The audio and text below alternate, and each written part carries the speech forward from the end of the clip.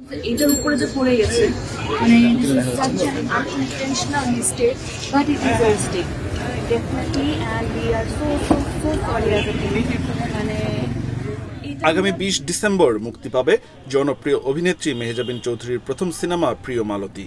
পুরোদমে সিনেমাটির প্রচারণায় ব্যস্ত তিনি। সঙ্গে যোগ দিয়েছে সিনেমার টিম। সিনেমাটির প্রচার উপলক্ষে 18 ডিসেম্বর বিকেলে টিএসসিতে যান এই অভিনেত্রী।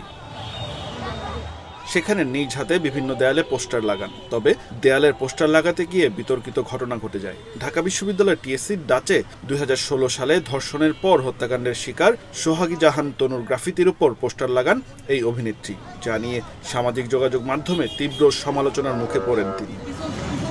পরবর্তীতে সন্ধ্যায় টিএসসিতে হাজির হয়ে সশরীরে উপস্থিত থেকেই ডাচের দেয়ালে গ্রাফিতির উপর সাঁটানো সিনেমার পোস্টার তুলে ফেলেন তিনি এবং উপস্থিত ঢাকা বিশ্ববিদ্যালয়ের শিক্ষার্থী ও পরবর্তীতে সামাজিক যোগাযোগ মাধ্যমে ক্ষমা চান এই অভিনেত্রী।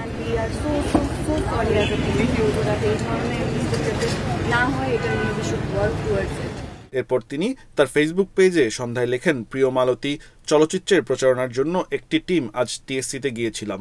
অনেক দর্শক আমাদের সঙ্গে যোগ দেন চলচ্চিত্রের প্রচারণায়। প্রচণ্ড ভিড় ও অনিবার্য কারণবশত পোস্টারিংয়ের ক্যাম্পেইনটি দ্রুত শেষ করতে হয়।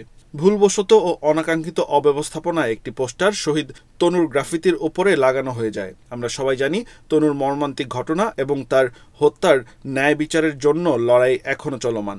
পোস্টারিং সংক্রান্ত যা হয়েছে সেটা সম্পূর্ণ অনিচ্ছাকৃত ভুল ছিল। আমরা তৎক্ষণাৎ সেই পোস্টারগুলো সরিয়ে ফেলেছি এবং দাঁড়িয়ে 1 মিনিট নীরবতা পালন করেছি।